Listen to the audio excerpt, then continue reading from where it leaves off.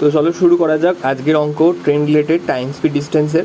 তো এখানে বলেছে moving train crosses a man standing on a platform. তো একটা লোক যে প্ল্যাটফর্মে দাঁড়িয়েছিল তাকে ক্রস করেছে and the platform 300 meter long in 10 seconds and 25 seconds. তো যে লোক দাঁড়িয়েছিল তাকে ক্রস করতে সময় লেগেছে কত সেকেন্ড? 10 সেকেন্ড এবং প্ল্যাটফর্ম 300 মিটার লম্বা প্ল্যাটফর্মকে ক্রস করতে লেগেছে 25 সেকেন্ড। তো একটা জিনিস আমরা মনে রাখি যে যদি কোনো প্ল্যাটফর্মে দাঁড়িয়ে থাকা কোনো লোককে যদি ক্রস করে কোনো ট্রেন, তাহলে তার নিজের দৈর্ঘ্যকে ক্রস করে, তাহলে সেক্ষেত্রে ট্রেনের নিজের দৈর্ঘ্য ক্রস করতে কত সময় লেগেছে? 10 সেকেন্ড। তাহলে এটা হলো ট্রেনের নিজের লেন্থকে ক্রস করতে।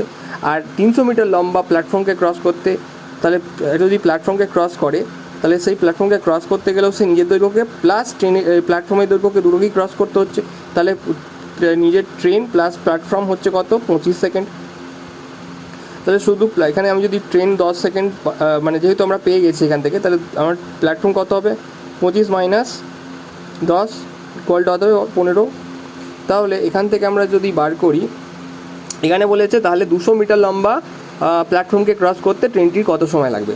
দেখো এখানে আমরা 300 মিটারের জন্য শুধু 300 মিটারের প্ল্যাটফর্মকে ক্রস করতে কত সময় লাগে পেলাম? 15 সেকেন্ড, শুধু প্ল্যাটফর্মের জন্য এটা। তাহলে একের জন্য কত হবে? 15/300।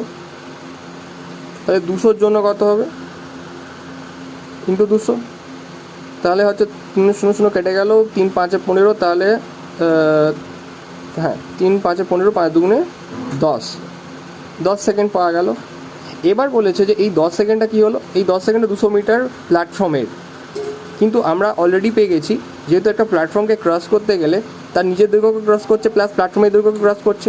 তাহলে এটা আমরা প্ল্যাটফর্মের দৈর্ঘ্য ক্রস করার টাইম পেলাম, প্লাস নিজের দৈর্ঘ্য প্ল্যাটফর্মে কত পেয়েছিলাম? 10। তাহলে ট্রেনের নিজের দৈর্ঘ্য প্লাস প্ল্যাটফর্মের দৈর্ঘ্য, প্ল্যাটফর্ম প্লাস ট্রেন যুক্ত হয়ে কত হলো? 20 সেকেন্ড, 20 সেকেন্ড। উত্তর কত হবে? 20 সেকেন্ড।